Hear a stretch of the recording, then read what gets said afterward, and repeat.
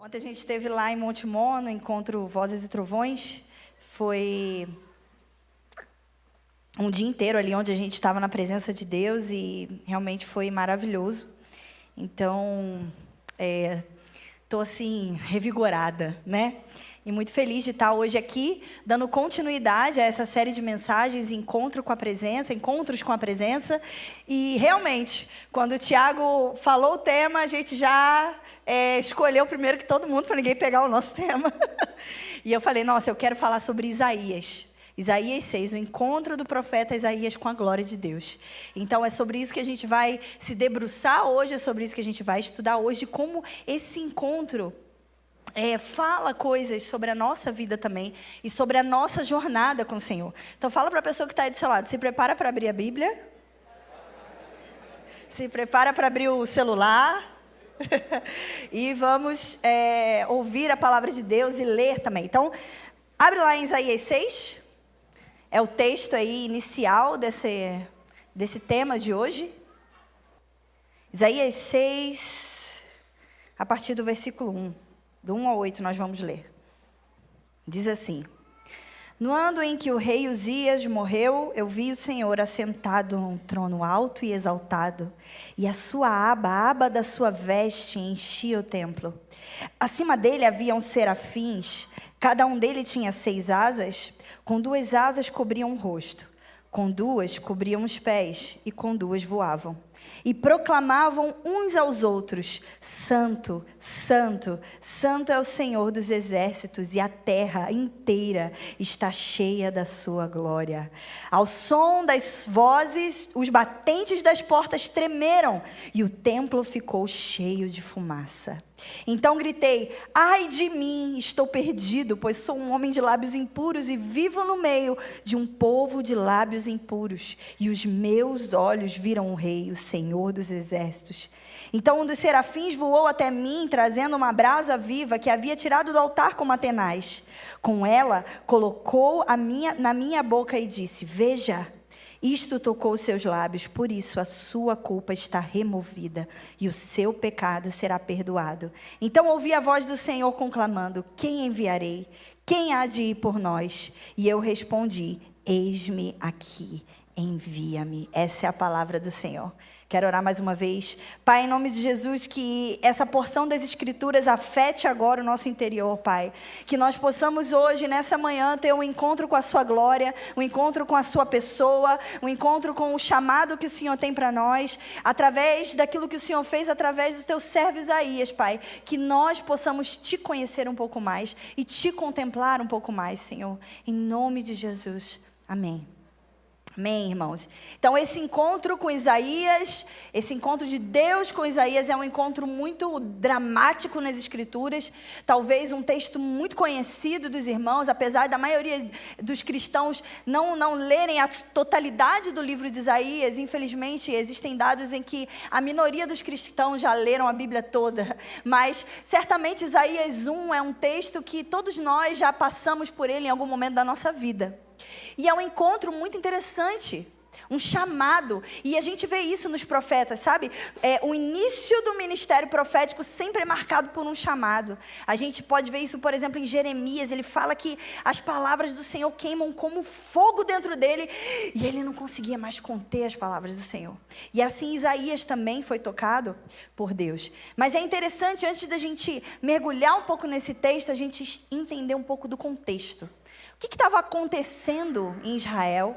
O que estava acontecendo com o povo de Deus nesse momento histórico? Nesse momento em que Isaías tem uma visão do Senhor. É interessante a gente perceber algumas coisas. Primeira delas, Isaías era jovem.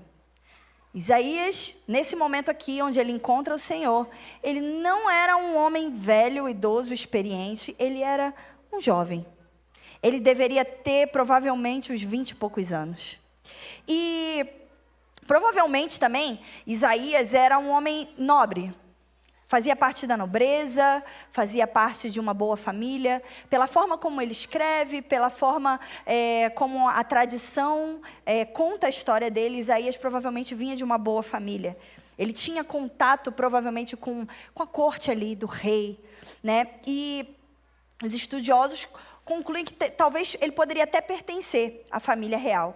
O contexto do início do seu ministério é muito interessante, porque ele é contemporâneo do rei Uzias. E o rei Uzias foi um rei de Judá que reinou por muitos anos e foi um rei que trouxe certa estabilidade. Quando você vai ler o Antigo Testamento, ali o livro de Reis, o livro de Crônicas, você vai perceber que a todo momento o povo de Israel está em guerra com alguma nação vizinha. Sempre tem um rei que é deposto, outro rei entra e é sempre complicada a história. Mas durante o reinado de alguns reis, o povo teve certa estabilidade. E o rei Uzias era um bom governante nesse aspecto. O povo estava ali tendo o seu lugar, tendo o seu espaço garantido. E o rei Uzias foi um bom rei, mas para pensar, aquele rei morreu. E naquela época, a morte de um governante, a morte de um rei, trazia muita instabilidade. Quem assumiria o trono? Será que alguma outra nação ia querer invadir agora o reino porque trocou o governo? Assim como nos dias de hoje, toda troca de governo gera uma certa instabilidade, né? Tal político se elegeu, aí o pessoal já olha para a bolsa de valores, a bolsa caiu, a bolsa subiu, porque gera uma certa estabilidade toda a troca de governo. Então, naquele momento, esse rei tinha morrido e o povo estava inseguro a respeito do que aconteceria, porque o povo de Deus sempre foi cercado por ameaças, sempre foi cercado por inimigos. Então, Uzias morre. E o povo se pergunta, nossa, será que uma ameaça se aproxima? Será que o próximo rei vai dar continuidade? Será que nós vamos ter paz? E em meio a esse momento de incertezas, Isaías corre para o lugar certo. Ele vai ao templo do Senhor. E é isso que nós devemos fazer em momentos de incerteza. Sabe, às vezes o primeiro vento de tribulação vem sobre a nossa vida e a gente fala, não vou para a sala de oração hoje não. Estou meio deprimido, não sei, meu trabalho está complicado, não vou para a igreja hoje não. E nós aprendemos com os grandes homens de Deus nas Escrituras que quando tudo está inseguro, quando há incertezas, o lugar para onde nós devemos correr é a presença do nosso Senhor. Assim como, por exemplo, Davi disse no Salmo 27, ele diz assim, uma coisa pedi ao Senhor, e é o que eu procuro, que eu possa viver na casa do Senhor todos os dias da minha vida, para contemplar a bondade do Senhor e buscar a orientação do seu templo. Pois no dia da adversidade, Ele me guardará, protegido em sua habitação. No seu tabernáculo me esconderá e me porá em segurança sobre um rochedo. Então, nossa esperança não pode estar nos governantes dessa terra, nos reis dessa terra. Ainda que existam momentos bons e momentos ruins, nós sabemos que a nossa esperança última está no nosso Senhor. E é isso que Isaías faz, ele corre para o templo. Ele é lembrado que o verdadeiro soberano não era o rei Uzias e nenhum outro rei que havia de vir, a não ser o Senhor, rei de toda a terra. Então, naquele momento de incerteza, ele vai ao templo do Senhor para buscar a sua orientação, assim como Davi fez. E é isso que nós devemos fazer. E, sabe, Deus nunca nos deixa desamparados. Deus nunca nos deixa sem resposta. Deus nunca nos deixa sem um pingo, um vislumbre, a sua graça. Ele nunca nos deixa sem a sua graça. Então, quando Isaías corre para esse lugar, Deus também se aproxima dele. E aí a gente vai analisar agora algumas etapas desse encontro de Isaías com Deus no templo. Porque eu acredito que esse processo se assemelha a algumas etapas também que nós vivemos, né? Então, o primeiro pressuposto desse processo de Isaías com Deus é a fome. É a fome. Ele tem um problema E ele resolve esse problema se achegando à presença do Senhor. Ele vai ao encontro da presença, ele é atraído por essa presença. Depois, ele contempla. Depois de contemplar o Senhor, ele confessa os seus pecados. Depois de confessar os seus pecados, Deus o purifica. Depois, Deus o envia. E nós vamos ver um pouquinho desse processo. Vamos voltar lá no versículo 1. E vamos passo a passo. Então, o primeiro passo é a contemplação. Quando ele está nesse lugar, Deus não deixa ele cego. Deus não deixa ele sem ver alguma coisa. Ele vê algo muito importante, que é a glória do Senhor. Então, no versículo 1 diz assim: no ano em que morreu o rei Uzias, eu vi o Senhor assentado num trono alto e exaltado, e a aba da sua veste enchia o templo. Acima dele estavam os serafins, e cada um deles tinha 6 asas. Com 2 cobriam o rosto, com 2 cobriam seus pés, e com 2 voava. Você consegue imaginar esse ser esquisito? Com 6 asas, 2 cobrindo o rosto, 2 cobrindo os pés, e com 2 eles voavam. E proclamavam uns aos outros. Eles faziam igual a gente faz aqui na sala de oração. Quantos aqui já vieram na sala de oração? Isso aí. Na sala de oração, os cantores estão aqui cantando uns para os outros textos da Bíblia. Cantando uns para os outros verdades a respeito de quem é, de quem Deus é. E da onde que a gente tirou isso? Da Bíblia.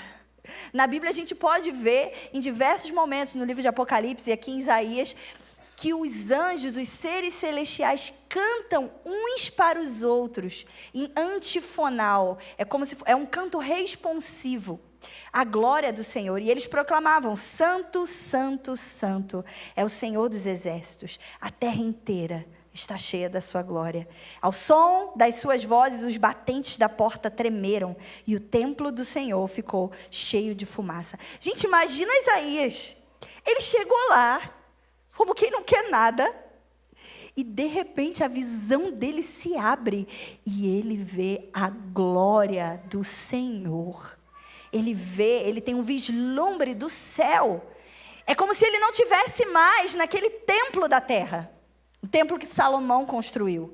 Ele estava no templo celestial. Ele estava vendo aquilo que acontece na morada do Altíssimo. Assim como Davi disse no Salmo 27, contemplar a sua formosura no seu templo. Na época de Davi, meus irmãos, não tinha templo. De que templo Davi está falando? Na época de Davi existia um tabernáculo. Quem construiu o templo foi Salomão, anos depois. De que templo Davi estava falando? Ele estava falando do céu, do templo do Senhor no céu, do trono de Deus descrito em Apocalipse 4 e 5. Sabe, nós costumamos ter uma mente grega, platônica, achando que o céu é um lugar imaterial. Que o céu é um lugar só de nuvem. Você já parou imaginando? Já parou para imaginar? Você já se percebeu imaginando a respeito do céu? Você imagina que é como? Um monte de nuvem, tudo branco, não tem nada lá, somente espíritos. Porque nós fomos ensinados que matéria e espiritual são 2 coisas opostas. Mas você já parou para pensar que no céu existe um trono de verdade? Você já parou para pensar que existem seres no céu? Você já parou para pensar que Jesus ressuscitou num corpo humano? Glorificado? E para onde Jesus foi? Para o céu. Então agora o Filho de Deus tem a forma humana de um judeu de mais ou menos 33 anos de idade no céu. O céu tem aspectos materiais e o trono de Deus está lá. E sabe o que é mais legal? Nós podemos ver aquilo que acontece nos céus. Porque homens na história viram e contemplaram a glória do Senhor. Toda vez que eu venho para uma reunião de domingo, toda vez que eu venho para uma terça-feira de oração, toda vez que eu abro a minha Bíblia em casa de manhã para orar, eu anseio ver esse lugar. O lugar onde Deus habita. O lugar da presença do Senhor. Sim, Ele é onipresente. Sim, a presença dEle está comigo. Mas existe mais profundo. Existe um nível mais profundo. E eu quero ver. Eu quero ver cada vez mais. E Isaías vê. E ele tem uma revelação da santidade majestosa de Deus. Esse é um atributo que só Deus tem. Santidade é um atributo comunicável de Deus, ou seja, Ele tem e Ele também compartilha conosco, porque nós podemos ter aspectos da sua santidade. Mas a santidade majestosa, a majestade de Deus, a glória de Deus, é algo que só Ele tem. Ele não é igual a ninguém. Você nunca viu e nem vai ver algo tão maravilhoso na sua vida. Ele é cativante. Deus é cativante, Ele é suficiente. A gente não precisa encher a nossa pregação de métodos e de outras coisas. Deus é suficiente, Ele é cativante. Se nós olharmos para Ele, nós vamos ter a visão das nossas vidas. Vamos ver a coisa mais linda que nós já vimos em toda a nossa vida. E Ele tem um encontro com essa santidade majestosa de Deus no início do seu chamado. E é interessante porque o livro de Isaías vai acontecendo e nós vamos percebendo que durante toda a sua vida, Isaías continua a ter visões de Deus, da glória de Deus. Assim como ele fala em Isaías 57, pois assim diz o alto e sublime que vive para sempre, cujo nome é santo. Jay Parker, um autor que eu gosto muito, ele tem um livro que se chama O Conhecimento de Deus. E ele diz assim no livro dele: nós nutrimos grandes pensamentos a respeito de nós mesmos e pequenos pensamentos a respeito de Deus. Nós pensamos muito em nós mesmos. Eu tenho essa tendência, eu sou uma pessoa assim. Eu estou sempre pensando como eu posso ser melhor. Eu estou sempre, não sei se você, quem se identifica assim comigo, eu estou sempre revivendo momentos que aconteceram e pensando, nossa, eu podia ter respondido daquele jeito. Depois de uma discussão, eu fico quieta, e depois eu penso, nossa, por que eu não falei aquilo? Eu estou sempre pensando em mim, sempre nutrindo pensamentos a respeito de mim. E os pensamentos a respeito de Deus? Será que nós nutrimos em nosso ser pensamentos grandes a respeito dele? A santidade de Deus tem a ver com a sua pureza. Tem a ver com a sua glória. Deus é puro. E nessa visão, Isaías vê toda a pureza de Deus. Vê toda a luz de Deus. A Bíblia vai falar que Deus habita na luz inacessível. Eu não consigo imaginar o que é isso. Sabe, quando você sai num dia ensolarado assim, você tenta olhar para o sol e você coloca a mão na frente assim, porque o sol está atrapalhando a sua vista. Ou quando você está dirigindo na estrada, 4 horas da tarde, que o sol está se pondo, e você tem que botar aquele, eu esqueci o nome daquele negócio que fica no carro, quebra-sol, porque o sol atrapalha a sua visão. Ainda assim, a luz do sol para nós é uma luz acessível. Mas Deus habita na luz inacessível. É um nível de pureza, sem mistura, sem mancha, sem mácula, sem sombra de variação. Nós, seres humanos, estamos a todo momento em transformação, nós somos inconstantes. Nós pecamos, nos arrependemos, temos manchas, somos lavados. Mas Deus é aquele que é puro. Moralmente, Ele é perfeito. Não existe traição, não existe mentira, não existe engano em Deus. Deus é aquele que é confiável. Porque se nós somos como um grão de areia, se nós somos como uma folha que o vento leva, Deus é a rocha. Então nós podemos confiar nele. A santidade de Deus é o atributo no qual nós olhamos para ele e vemos a sua confiabilidade. Porque se ele não mente, quando ele diz que nos ama, ele nos ama com tudo que ele tem. Porque se ele não mente, se ele diz que estará conosco, ele estará conosco se nós estivermos nele. Ele é confiável. Isaías tem um vislumbre da glória. A santidade de Deus é o atributo que caracteriza todos os outros. O amor de Deus é santo. A bondade de Deus é santa. A justiça de Deus é santa. A misericórdia de Deus é santa. Todos os atributos de Deus são caracterizados, tem como nome composto a sua santidade. Isso significa que tudo que Ele é puro, tudo que Ele é 100% bom. E outra coisa, a santidade de Deus é o único atributo na Bíblia que é repetido 3 vezes. A Bíblia não fala que Deus é amor, amor, amor. Justiça, justiça, justiça. Bondade, bondade, bondade. Mas a Bíblia fala que Deus é santo, santo, santo. Ele é completamente santo. Santo. Sabe, às vezes quando você canta sobre a santidade de Deus no culto, o que se passa na sua mente? Às vezes a nossa mente fica assim, pensando no almoço, pensando no jogo do Bragantino que vai ter mais tarde. O que você pensa quando você canta sobre a santidade do Senhor? Eu penso que Ele é puro. Eu penso que Ele é confiável. Eu penso que Ele é glorioso. Eu penso que eu posso entregar minha vida completamente a Ele, porque Ele é o único que é totalmente confiável. Eu penso que Ele é glorioso. Deus é santo. Então Isaías tem esse encontro com a majestade divina e seus olhos podem ver o rei assentado num trono envolto em glória. Meus irmãos, Isaías aqui está vendo a glória de Cristo. A glória de Jesus Cristo. Pré-encarnado. Antes de vir como um bebê no ventre de Maria, ele vê o Filho, que é o Rei dos Reis. Ele vê Jesus. Cristo é a imagem do Deus invisível. Aquele Deus que nós não podemos ver, nós vemos em Cristo. Ele vê aqui a glória de Jesus. E aí, mais à frente, em Isaías 40, ele faz 3 perguntas em nome de Deus aos israelitas abatidos. E essas perguntas confrontam o nosso coração a respeito da contemplação.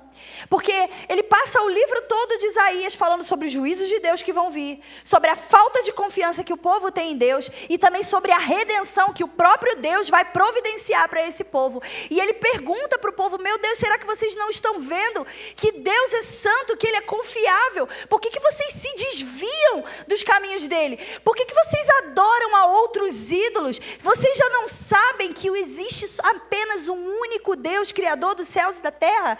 Então, depois dessa visão, Isaías nunca mais foi o mesmo. Nunca mais foi o mesmo. E lá em Isaías 40, ele faz 4 perguntas. Eu quero que você abra comigo. 3 perguntas. Isaías 40, por favor. Isaías 40, versículo 25. Quem achou? Fala amém.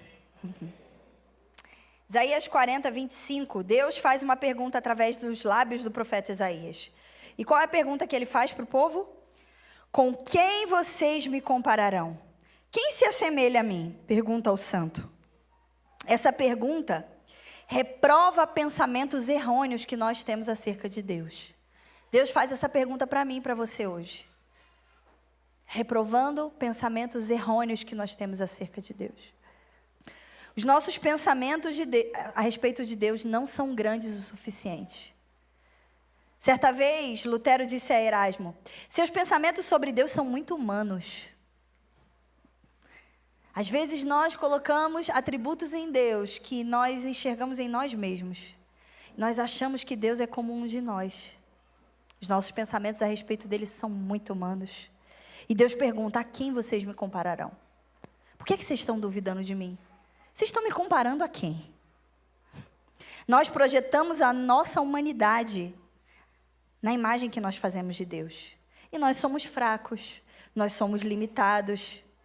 Então nós supomos que, em alguma medida, Deus também seja. Nós duvidamos. Fala a verdade para você mesmo. Nossa, será que Deus realmente pode fazer isso? Não, isso aqui, acho que Deus não pode fazer. A conversão do meu marido, não. Eu acho que Deus é até todo poderoso, mas o coração do meu marido é muito duro. A conversão da sua mãe, do seu pai, de algum parente. Você já parou de orar, fala a verdade. Você orou durante um tempo, mas hoje você nem ora mais.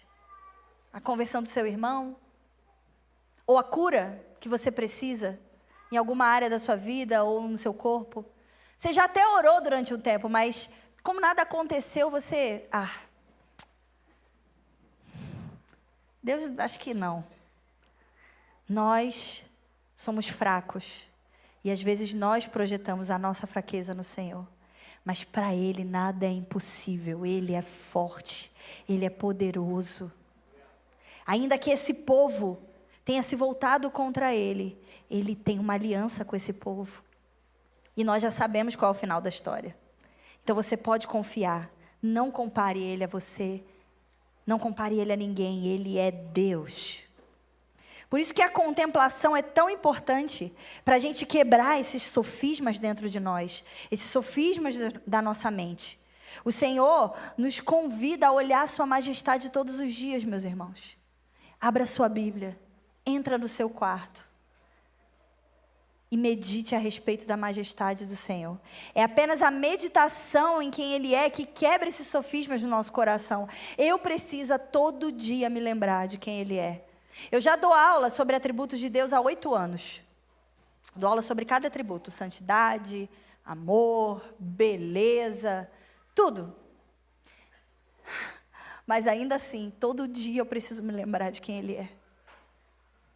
Todo dia eu preciso abrir a minha Bíblia e meditar. O que a gente faz aqui no turno, terça-feira, no turno de adoração com a palavra, por exemplo, é meditar a respeito de quem Jesus é, a respeito de quem Deus é. Nós, como igreja, estamos nos lembrando de quem Ele é coletivamente. Então, Deus fala através de Isaías.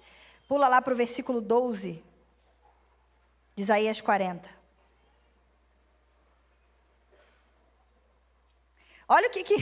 Olha a lapada que Deus dá nos israelitas. Lembra muito o texto de Jó 38 também. Ele pergunta assim: quem mediu as águas na concha da mão? Ou com um palmo definiu os limites do céu? Quem jamais calculou o peso da terra? Ou pesou os montes na balança e as colinas nos seus pratos? Quem definiu os limites para o Espírito do Senhor? Ou instruiu como seu conselheiro? A quem o Senhor consultou que pudesse esclarecê-lo e que lhe ensinasse a julgar com justiça? Quem lhe ensinou o conhecimento ou lhe aponta o caminho da sabedoria? Na verdade, as nações são como a gota que sobra do balde. Para ele são como pó que resta na balança. Para ele as ilhas não passam de um grão de areia. Nem as florestas do Líbano seriam suficientes para o fogo do altar, e nem os animais de lá bastariam para o holocausto. Ele está falando assim: o que vocês podem oferecer nunca vai ser suficiente. A sua justiça própria, o seu holocausto, de todas as florestas, a madeira não seria suficiente para erguer um altar comparado à grandeza desse Deus. Diante dele as nações são como nada.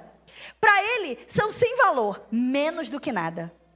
A quem vocês compararão Deus? Como poderão representá-lo? Como uma imagem que funde o artesão? E que o ourives cobre de ouro e lhe modela correntes de prata? É isso que vocês compararão o Senhor? Ou com o ídolo do pobre, que pode apenas escolher um bom pedaço de madeira e procurar um marceneiro para fazer uma imagem que não caia? Será que vocês não sabem? Nunca ouviram falar? Não lhes contaram desde a antiguidade? Vocês não compreenderam como a terra foi fundada? Ele se assenta no seu trono acima da cúpula da terra, cujos habitantes são pequenos gafanhotos. Ele estende os céus com forro e os arma como uma tenda para neles habitar. Ele aniquila os príncipes e reduz a nada os juízes desse mundo. Mal eles são plantados ou semeados, mal lançam raízes na terra e Deus os sopra sobre eles e eles murcham. Um redemoinho os leva como palha. Com quem vocês me compararão? Quem se assemelha a mim? Pergunta ao santo. Ergam os olhos e olhem para as alturas. Quem criou tudo isso? Aquele que põe em marcha cada estrela do seu exército celestial e a todas chama pelo nome. Tão grande é o seu poder, tão imensa é a sua força, que nenhuma delas deixa de comparecer. Esse é o nosso Deus. Esse é o nosso Deus, que conhece cada estrela do céu pelo nome. Existem mais estrelas no universo do que grãos de areia no oceano, e o Senhor conhece cada uma delas pelo nome, e quando Ele chama, cada uma obedece. Ele é aquele que mediu a terra a palmos, que toda a água cabe na concha de sua mão, que traçou os limites da terra. Esse é o nosso Deus. Ele não é pequeno demais, Ele não é um ídolo, Ele não é uma ideologia, Ele não é uma política. Jesus é Deus, e é a Ele que nós servimos, e um dia cada governante vai se dobrar diante do Rei dos Reis. Os anciãos lançam as coroas diante dele, porque Ele é santo, porque Ele é digno. Esse é o nosso Deus, esse é o nosso Deus. Ele é grande, Ele é grande. Isaías tem uma visão de quem Deus é, e esse fogo enche o ser de Isaías, e ele não consegue mais não proclamar a respeito de quem Deus é. E a minha oração é para que o Senhor coloque esse fogo no nosso coração, para que a nossa língua seja tocada com o fogo do céu, para que nós possamos proclamar a respeito do Rei que vem. Do Rei que vem. A terra não está abandonada à própria sorte. Deus vai julgar a todos. Deus vai reinar sobre todos. Ele não criou e abandonou e falou: olha, agora é com vocês. Não, aquele que criou também sustenta. Ele sustenta todas as coisas. Ele é santo, santo e santo. E é por isso que quando eu venho num culto, eu não posso ficar com a minha boca fechada. Eu não posso deixar de erguer as minhas mãos. Eu não posso deixar de proclamar que Ele é santo. Porque se os anjos estão fazendo isso continuamente, eu também vou fazer. Mas isso só pode acontecer se você contemplar. Sabe por que às vezes você vem para um culto como esse e não sente nada? E nem abre a sua boca? Porque você não viu. Você não viu.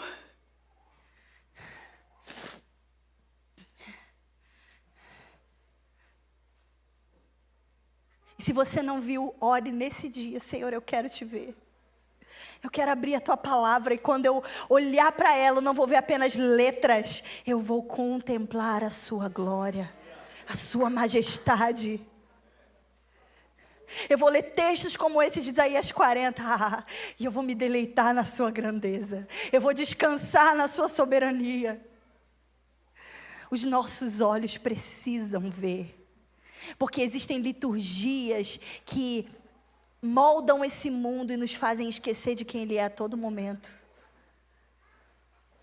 Existe uma guerra. Nós estamos em guerra, irmãos, não se esqueça disso. Não ande distraído. Nós estamos em guerra. Isso aqui, todo dia, tenta te ensinar que não há Deus. Que Deus não existe. Que o que importa são os seus desejos, as suas vontades. Que o belo é aquilo que eles determinam como belo. Então, se você se expõe a isso aqui, mais do que a palavra de Deus, você não vai fugir do engano dos últimos dias. Cuidado. Você precisa contemplar aquele que é santo. No versículo 27, Isaías faz uma outra pergunta. Deus faz uma outra pergunta através de Isaías. E essa pergunta corrige pensamentos errôneos acerca de nós mesmos. Olha o que ele pergunta no versículo 27. Por que você reclama, ó Jacó? E por que se queixa, ó Israel? O Senhor não se interessa pela minha situação. O meu Deus não considera a minha causa. Deus está aqui corrigindo pensamentos errôneos a respeito de nós mesmos, porque Ele não nos abandonou. Assim como Ele não abandonou a Jó naquele momento, onde ele passava por um deserto, uma provação. Ele não nos abandona. E esse é o escândalo do Evangelho, porque um Deus tão grande Nós lemos aqui agora como ele é grande. Se fez como um de nós. É escandaloso. Porque ele não é um Deus que está lá sentado no trono e fala: me adorem, humanos. Suas formiguinhas. Ele desce e entra na história. Para reconciliar todas as coisas consigo mesmo. Esse é o escândalo do Evangelho, porque é o Deus que é independente, autossuficiente. Ele se faz como um de nós, porque nos ama e nos insere novamente no seu plano. Esse é o escândalo do Evangelho, o melhor enredo de todos, melhor do que qualquer série da Netflix. É aquilo que Deus fez por nós. Cristo não perde as suas ovelhas. Ele não abandona ninguém sobre o qual derramou o seu amor salvífico. Ele não te abandona. Se você está nele, persevere nele, ele está com você. É falso e irrelevante acusar Deus de se esquecer, ou negligenciar, ou perder interesse pela condição ou pelas necessidades do seu próprio povo. Se você tem tido pensamentos de que Deus te deixou de lado, eu quero te falar uma coisa: busque a graça de se sentir envergonhado. Um pessimismo incrédulo desse tipo desonra profundamente o nosso grande Deus e Salvador. Ele não te abandonou. Ele te ama. Que o amor dele te envergonhe a sua incredulidade nessa manhã. Ele está com você.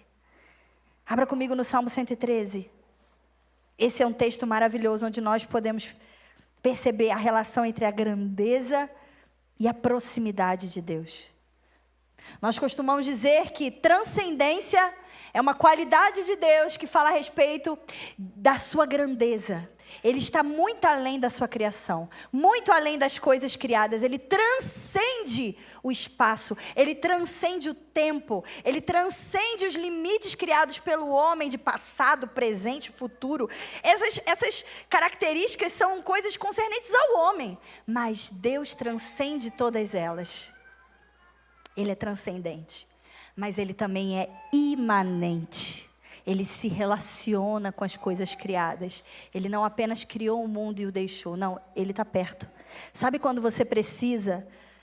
O seu notebook quebrou e você trabalha com o notebook. E você não tem dinheiro para consertar. E você pensa assim: vou orar ao Senhor para Ele me dar um notebook novo. Ou para me ajudar a consertar esse notebook. E você fala assim: eu não vou orar por isso não.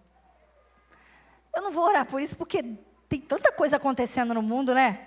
Tanta gente passando fome. Deus não se importa com isso. Deus se importa sim.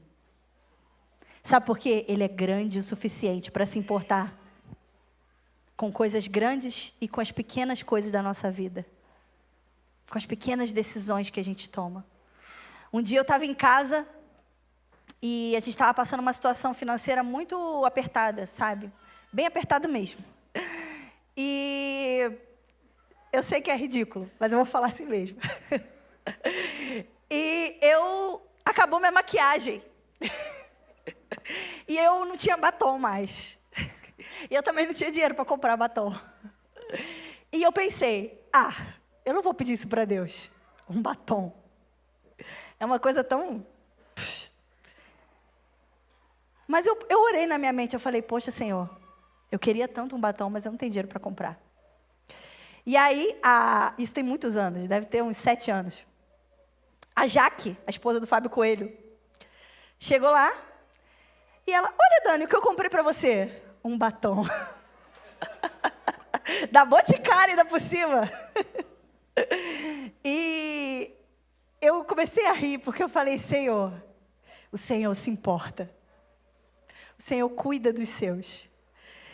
Os detalhes da minha vida não passam despercebidos diante dos seus olhos. Assim como o Senhor está preocupado com a fome no mundo, assim como o Senhor está preocupado, sei lá, com o alcance missionário, também está preocupado com o meu batom. Porque Ele é Deus. Não existe poder limitado. O poder dele é ilimitado. Assim como Ele faz coisas grandes, Ele também faz pequenas. E o Salmo 113 é um salmo para você meditar essa semana. Vamos ler, a partir do versículo 5. Quem é semelhante ao Senhor, nosso Deus, cujo trono está nas alturas, que se inclina para ver o que se passa no céu e na terra? Então, esse versículo está falando da transcendência ou da imanência de Deus? Da transcendência, ele é grande, ele está no trono. Mas olha o que ele fala depois. Ele levanta o pobre do pó e tira o necessitado do monte de lixo para o fazer sentar ao lado de príncipes, sim, com príncipes do seu povo. O Senhor faz que a mulher estéril viva em família e seja alegre mãe de filhos. Aleluia. Aquele Deus grande que está nos céus também é o Deus que se inclina e estende as mãos para o pobre, para o necessitado, faz com que o órfão e a estéril vivam em família. Esse é o nosso Deus. Amém? Lá em Isaías 40, volta lá, Isaías 40. A terceira pergunta. Meu Deus. Vocês aguentam mais um pouquinho, gente? Posso terminar o esboço? Lá em Isaías 40, a gente tem a terceira pergunta que Deus faz. Ele pergunta assim: será que você não sabe? Nunca ouviu falar? O Senhor é o Deus eterno, o Criador de toda a terra. Ele não se cansa, nem fica exausto. Sua sabedoria é insondável. Essa pergunta repreende a nossa lentidão em crer na majestade de Deus. Nós somos lentos. E Deus pergunta: qual o problema? Você tem imaginado que eu, o Criador, fiquei velho, fiquei cansado? Como é que é? Qual que é o seu problema? Por que você está duvidando de mim? Por que nós somos tão lentos em crer que Ele governa todas as coisas? Essa repreensão do Senhor para nós é bem merecida. Nós somos lentos para crer em Deus como Deus, soberano, onisciente, todo-poderoso. E é por isso que nós precisamos contemplar todos os dias. Então, depois de contemplar, vocês lembram o que acontece lá no texto? Isaías confessa. Volta lá para Isaías 6. Isaías 6, versículo 5.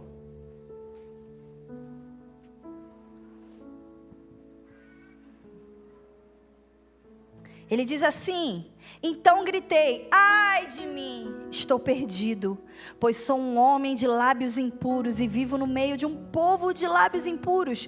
E os meus olhos viram o Rei, o Senhor dos exércitos. Ao contemplar a luz de Deus, Isaías tem um encontro com a sua escuridão. E é isso que acontece na nossa vida. Ao contemplar a luz de Deus, nós nos damos conta de que não somos tão bons assim. Sabe aquele pecado que você nem lembra que tem? Aquela inveja, aquele rancor. Quando nós entramos em contato com a luz de Deus, nós vemos cada um deles. Eu amo andar de roupa preta e eu tenho gato. E a minha casa é um pouco escura. Então assim, eu coloco a minha calça e saio na rua. Quando eu chego aqui no estacionamento do Desascope, eu vejo que minha calça está cheia de pelo. Mas eu só consigo ver os pelos da minha calça porque eu fui exposta à luz. E assim somos nós. Só conseguimos enxergar as pequenas coisas que nos afastam do Senhor quando nós somos expostos à luz dele. Ainda que esteja correto o raciocínio de que apenas aqueles limpos e puros podem ver a Deus, que é altíssimo, que é santíssimo, também é verdade que nós não podemos nos purificar por nós mesmos. Não existe espaço para justiça própria. É na presença dele que nós somos purificados. Sabe aquela pessoa que fala assim: ô fulano, tudo bem? E aí, tá na igreja? Aí a pessoa responde assim: não, eu tenho que me consertar primeiro para entrar na igreja. Quem já ouviu? Não, eu tenho que me consertar. Eu vou parar de fumar, eu vou parar de beber, aí eu vou no culto, aí eu vou entrar na igreja. É como se você tivesse que se melhorar para você chegar e Deus falar: tudo bem, bem-vindo, nossa, como você está limpinho, né? Eu tenho uma notícia: nós não podemos nos melhorar. É Deus quem nos santifica. É na presença dEle que nós somos santificados. É na presença dEle. Vem como você está. Vem com seus problemas, vem com seus dilemas, vem com as suas lutas. É na presença dEle que você é santificado.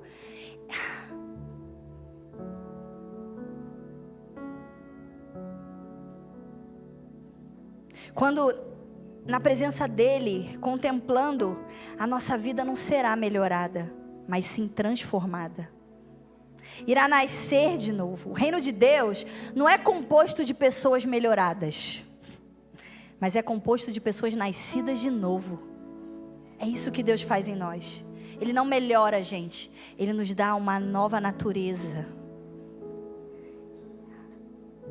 1 João 1,7 diz assim: se porém andarmos na luz, como Ele está na luz, temos comunhão uns com os outros, e o sangue de Jesus nos purifica de todo o pecado. A contemplação nos leva à confissão. Se você tem pecados escondidos, confesse os seus pecados. Contemple o Senhor e confesse aquelas escuridõezinhas que tem em você. E o próximo passo, depois de confessar, Isaías é liberto.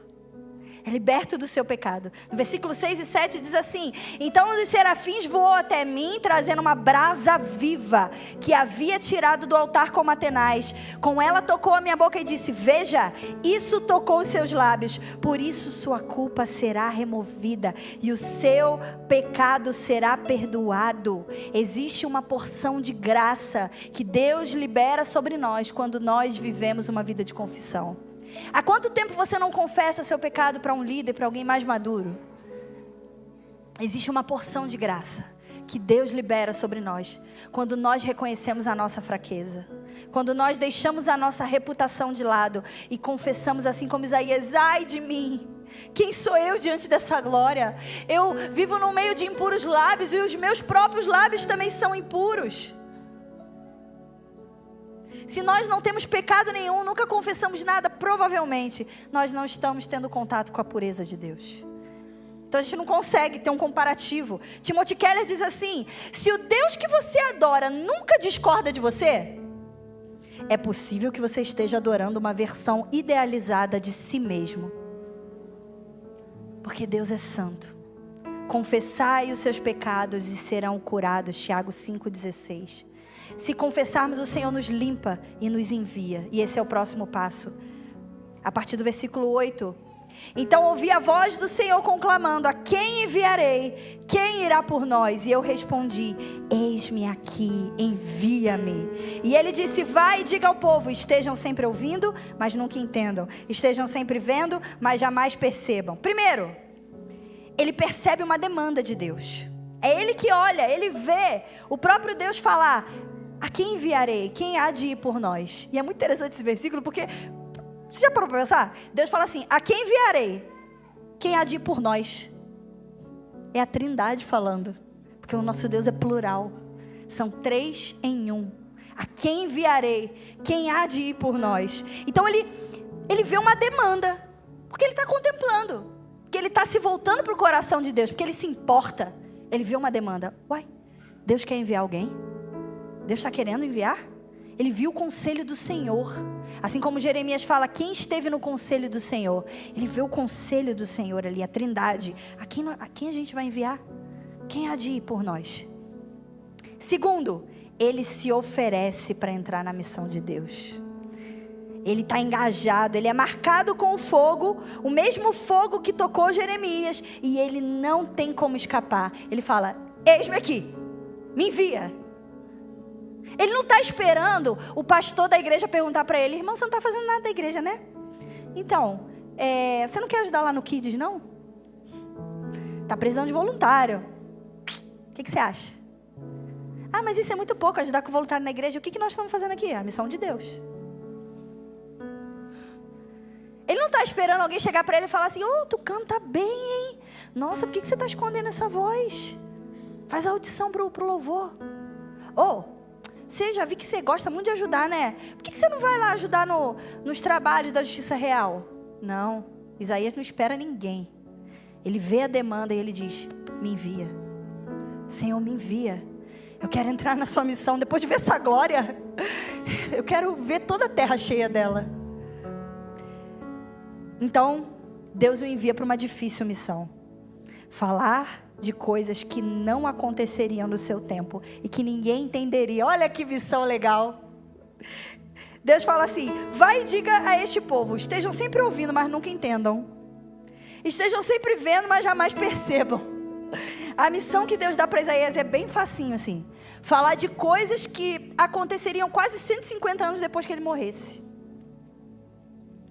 Ele fala sobre o exílio, ele fala sobre o povo que conquistaria Jerusalém, ele fala sobre coisas, sobre a vinda do Messias. Falar e não ser entendido. Falar e não ser ouvido. Essa é a missão que Deus deu para ele. Aí a gente começa a achar que a nossa é até mais fácil, né? Mas a história não poderia terminar assim. Seria muito lindo, né? Eu falar assim, gente, ele viu a glória de Deus. Ele viu a missão de Deus. Ele quis se engajar nessa missão. Deus dá a missão e é alguém que cumpre o chamado de Deus. Aleluia. E esse é o fim da palavra. Mas, desculpa decepcionar vocês. Existe um desfecho para isso aí. A gente não pode afirmar com toda certeza, mas a tradição diz que provavelmente Isaías morreu cerrado ao meio pelo rei Manassés. Então o fim da história de Isaías é um martírio. Alguém que viu a glória de Deus e doou toda a sua vida para a missão de Deus. O fim dele aqui nessa vida foi o martírio. Fala para o irmão que está do seu lado aí, está preparado para o martírio? A palavra mártir significa testemunha. Ainda que muitas nações tenham sido evangelizadas, eu creio que ser testemunha de Cristo diz respeito também a um estilo de vida. Um estilo de vida que condena o sistema do mundo, pois tem a sua conduta pautada na nova criação proporcionada por Cristo a nós. Isso significa uma maneira diferente de viver no mundo. E essa maneira diferente incomoda. A maneira como você vive, se você realmente é uma testemunha do Evangelho de Cristo, vai incomodar pessoas do seu trabalho, vai incomodar pessoas da sua família. Por que você gasta tanto tempo indo para a igreja? Igreja terça, igreja quinta, igreja domingo. Por que você gasta tanto tempo orando? Vamos tomar café da manhã? Sai do quarto, não ora não. A maneira como você vive, a maneira como você cria os seus filhos,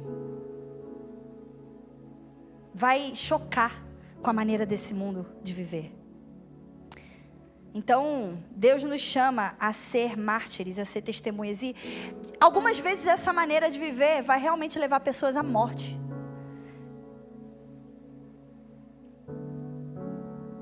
Dito isto, é urgente que hoje nós nos preparemos como igreja do Senhor para estar pronta para o martírio. Peter J. Leite Hart, um autor que eu gosto muito, ele fala assim sobre o martírio. Em cada era, a igreja é chamada ao martírio. Cada discípulo é chamado para ser testemunha de Jesus, independentemente das pressões que enfrenta, independente do custo. Alguns discípulos são chamados a dar a sua vida pelo seu testemunho. Numa era apocalíptica como a nossa, o chamado ao martírio é intensificado, porque o que está em jogo é muito importante. Embora não devamos cortejar a perseguição, nós devemos estar preparados para ela. Nós devemos estar preparados. A gente não pode pular o processo. Deus nos convida a essa jornada. Tudo começa com uma fome pela presença, e eu creio que é ela que te trouxe aqui hoje. Então, nós contemplamos a glória divina. E sim, pode subir a banda. Nós contemplamos a glória divina. E aí quando nós contemplamos, nós vemos a santidade de Deus. Somos purificados e enviados. Então, hoje eu quero que você feche os seus olhos e contemple a glória do Senhor. Deixa Deus te vencer. Deixa Deus vencer a sua razão. Deixa Deus vencer o seu raciocínio. Deixa Deus vencer o seu pecado. Só diz sim para essa revelação da glória do Senhor. E se você já viu essa glória, responde hoje dizendo: eu quero me envolver na sua missão, Senhor. Eis-me aqui, me envia. Existem pessoas aqui que já receberam palavras proféticas há muitos anos e ainda não caminham sobre elas. Existem pessoas aqui que desde que são crianças recebem palavras proféticas e estão fugindo do Senhor. Eu te convido hoje a dizer sim para aquilo que o Senhor tem. Não vai ser fácil, assim como a missão de Isaías não foi fácil. Mas se você é um discípulo do Senhor, você é convidado a tomar a sua cruz e segui-lo. Seguir o Cordeiro por onde quer que ele vá. Contemple a glória do Senhor e diga sim. Sim, até que toda a terra seja cheia da glória. Como as águas cobrem o mar, toda a terra se encherá do conhecimento da glória do Senhor. Até que toda língua confesse, até que toda língua declare que Jesus Cristo é o Senhor, até que todo joelho se dobre, nós vamos entrar na sua missão, Senhor. Cercados por tão grande nuvem de testemunhas, nós vamos entrar na sua missão, Senhor. Vamos contemplar. Pai, eu oro agora por olhos abertos. Oro agora por ouvidos atentos a ouvir a sua voz. Oro agora por visões da sua glória, da sua majestade, da sua dignidade. Confronta a nossa incredulidade nessa manhã, Pai. Confronta agora, Senhor, o espírito desse século que tenta cegar o nosso entendimento. Mas eu oro, Efésios 1,16, que os nossos olhos sejam iluminados. Espírito de sabedoria e revelação, no pleno conhecimento de Deus. Ilumina os nossos olhos para vermos a Cristo, a esperança do nosso chamado, da nossa vocação. Ilumina os nossos olhos para não sermos uma igreja fria e morna, Pai. Deus, eu te peço agora, abre os olhos para ver a glória do Filho que está sentado no trono, o qual todo joelho se dobrará. Abre os nossos olhos para ver os 24 anciãos, para ver os seres viventes. Apocalipse 5, onde todos declaram: digno é o Cordeiro de abrir o livro, tomar os selos, porque foi morto e com o seu sangue ele comprou para Deus homens de toda tribo, povo, língua, nação. Você nos comprou com o seu sangue, Cordeiro, para que fôssemos mártires, testemunhas do Evangelho de Cristo, a melhor história que já foi escrita. Não me envergonho do Evangelho, não me envergonho do Evangelho, porque ele é poder de Deus para a salvação de todo aquele que crê, tanto gentio quanto judeu. Não me envergonho do Evangelho de Cristo Jesus. Em uma era de ceticismo, de incredulidade, eu não me envergonho, porque Deus amou o mundo de tal maneira que enviou o seu único Filho, para que todo aquele que nele crê não pereça, mas tenha vida eterna. Ei, esse é o nosso Deus. O amor dele transcende o espaço e o tempo. Aquele que criou todas as coisas entra na história e se faz como um de nós, para que nós pudéssemos ver a sua glória. Ver a sua glória. Ver a sua glória, a sua majestade. Abre os olhos, Senhor. Abre os olhos, abre os ouvidos.